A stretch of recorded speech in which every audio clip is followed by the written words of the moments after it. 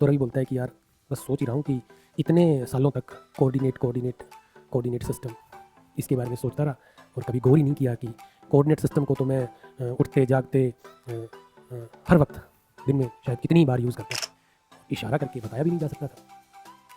रवि सोच रहा है तो ऐसे में अनूप उसको दोबारा पूछते बोलता है कि थोड़ा समझ आया कि कोऑर्डिनेट सिस्टम्स जो है उनकी ज़रूरत कब पड़ती है। कोऑर्डिनेट सिस्टम जो है वो एक तरीका या मेथड है जिसमें हम एक ओरिजिन लेते हैं, फिर कुछ डायरेक्शंस लेते हैं और फिर उन डायरेक्शंस के अलोंग कुछ डिस्टेंसेस या उन डायरेक्शंस के साथ एंगल बता के हम जगहों के पोजीशन या एड्रेस जो है वो बताते हैं।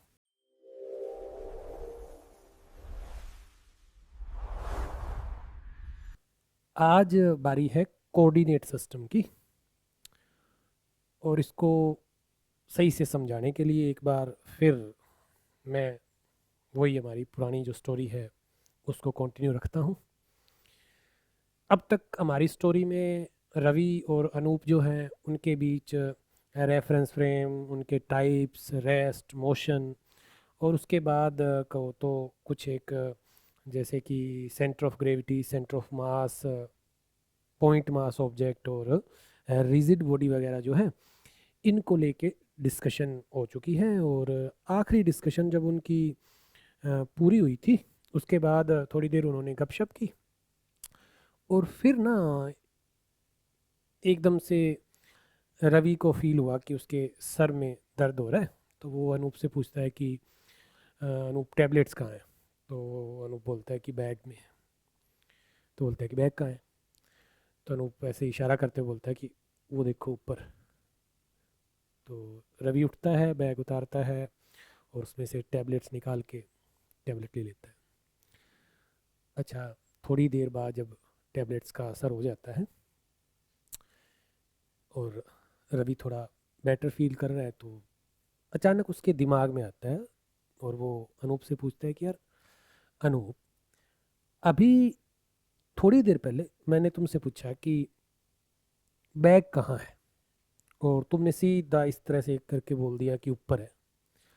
तो तुमने मुझे बैग के बारे में बताया और मैंने बैग उतारा, टैबलेट्स निकाली और बैग वापस रख दिया, मेरा काम फिनिश हो गया।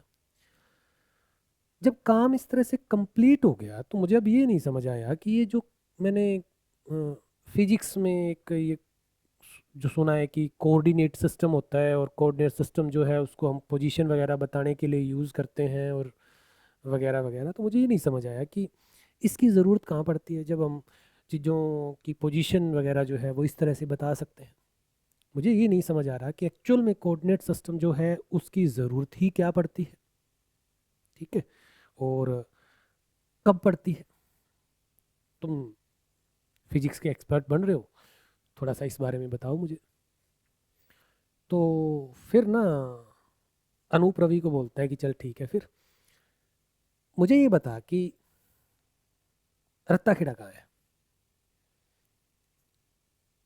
तो रवि बोलता है कि ये रतिया से सरदूलगढ़ रोड पे रतिया से 6 किलोमीटर आगे लेफ्ट साइड 1 किलोमीटर दूर है। रवि की इस डिस्क्रिप्शन के बाद अनूप बोलता है कि इस बार तुमने इस तरह से इशारा करके तो नहीं बताया। तो अब रवि एक बार सोच रहा है कि हाँ ऐसा हुआ तो नहीं वैसे, और इशारा करके बताया भी नहीं जा सकता था। तो रवि सोच रहा है तो ऐसे में अनूप उसको अब दोबारा पूछते हुए बोलता है कि थोड़ा समझ आया कि कोऑर्डिनेट सिस्टम्स जो है उनकी ज़रूरत कब पड़ती है। रवि के चेहरे पे अभी भी थोड़ी सी कन्फ्यूजन है और क्योंकि अनूप इसको समझ रहा है तो अनूप खुद ही उसको बताना शुरू करता है कि देखो, अगर बात प्रेजेंट टाइम की हो और सब कुछ सामने दिख रहा हो फिर तो ठीक है, हम चीज़ों के पोजीशन वगैरह जो है उनको इस तरह से बता देते हैं, वो वहाँ पड़ी है, यहाँ पड़ी है, ये पड़ी वो पड़ी, मतलब। लेकिन अगर ऐसा पॉसिबल ना हो पाए, मतलब कि या तो हम किसी ऐसी चीज़ के बारे में बात कर रहे हो जो हमारे सामने ना हो, और या फिर हमें किसी ऐसी जगह की पोजीशन या एड्रेस वगैरह बताना हो जो बिल्कुल सामने दिखाई ना दे रही हो, तो ऐसी सिचुएशन में तुम कह लो कि पोजीशन या एड्रेस बताने के लिए हमें कोई तरीका, कोई मेथड ढूंढना पड़ता है। और यहाँ तुमने जो अभी अ, रत्ताखेड़ा की पोजीशन या एड्रेस बताया, जिसमें तुमने एक्चुअल में क्या किया कि सबसे पहले तुमने बोला रतिया, यानी कि तुमने एक ओरिजिन लिया, ठीक है। फिर तुमने बोला कि रतिया से सरदूलगढ़ रोड, तो मतलब तुमने एक डायरेक्शन जो है वो बताई। फिर फिर तुमने बोला 6 किलोमीटर, यानी कि उस डायरेक्शन में एक डिस्टेंस बताई। उसके बाद तुमने बोला लेफ़्ट साइड, यानी कि तुमने एक और डायरेक्शन जो है वो बताई। और फिर तुमने बोला 1 किलोमीटर, यानी कि फिर उस डायरेक्शन में एक डिस्टेंस या दूरी कहो तो वो बताई, ठीक है। और इस तरीके से तुमने रत्ताखेड़ा की पोजीशन या कह लो एड्रेस जो है वो बता दिया, ठीक है। यहाँ ये जो तरीका, ये जो मेथड तुमने यूज़ किया, ठीक है, इसी मेथड को, इसी तरीके को हम बोलते हैं कोऑर्डिनेट सिस्टम, ठीक है। तो फिर कोऑर्डिनेट सिस्टम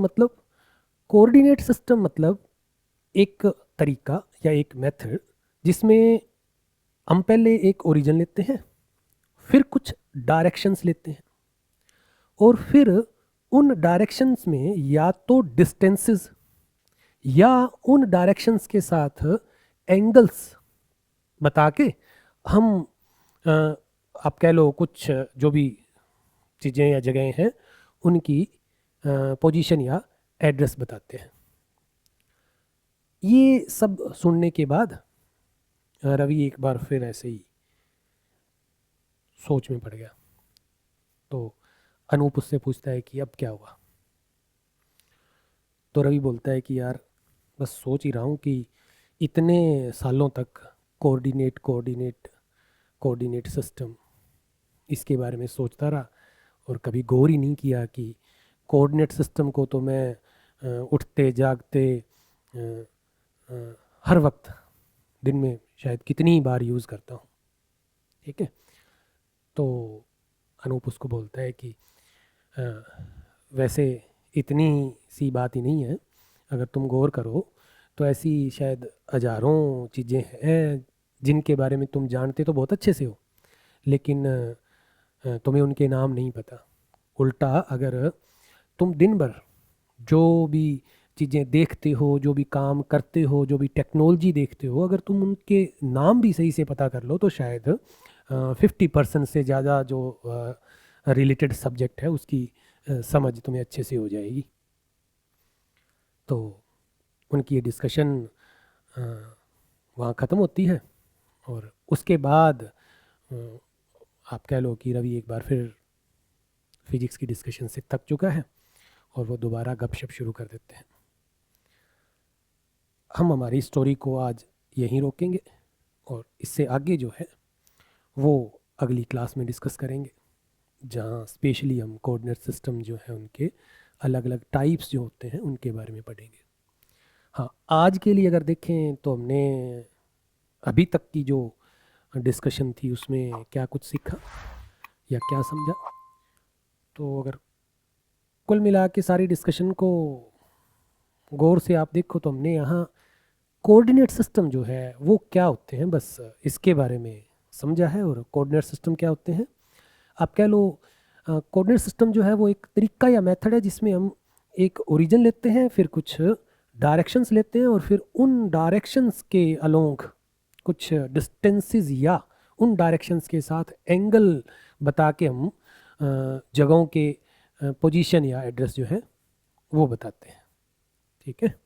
एक चीज़ आपको और बोलनी थी कि इस वीडियो में हमने सिर्फ कॉन्सेप्ट्स को इंट्रोड्यूस करने की कोशिश की है और ये इंश्योर करने की कोशिश की है कि फोकस जो है वो कॉन्सेप्ट्स को समझाने पे ही बना रहे।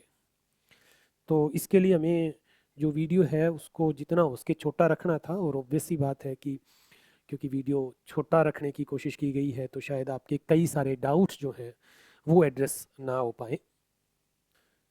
तो इसके लिए आप हमारी इस वीडियो की जो एक्सप्लेनेशन वीडियो है वो ज़रूर देखना।